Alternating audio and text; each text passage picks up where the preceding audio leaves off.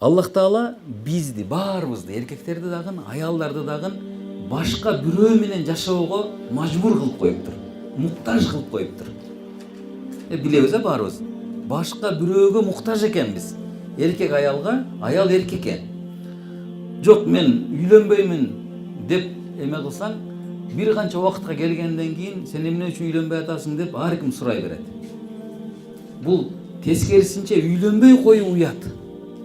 Же мен турмушка чыкпай койдум деген дагы уят. Мен канча жашка чыгып кеттим, бирок турмушка чыга эледим деп биз мактана албайбыз. Бул тескерисинче эмне? Уят экен бул нерсе.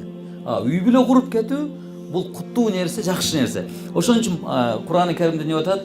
Бисмиллахир-рахманир-рахим. Хунна либасул лакум ва антум либасул лахунна. Кийимге окшоштуруп атат экен. Алар силердин кийимиңер, силер дагы алардын кийимисиңер. Бири-бириңерди жаап жашырып турасыңар, абыратыңарды.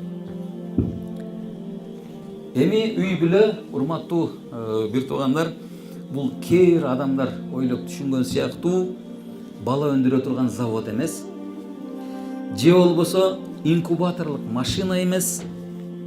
Бул коомчулукту түркүгө болуп түзүп турган ыйык бир структура, ыйык бир түзүлүш.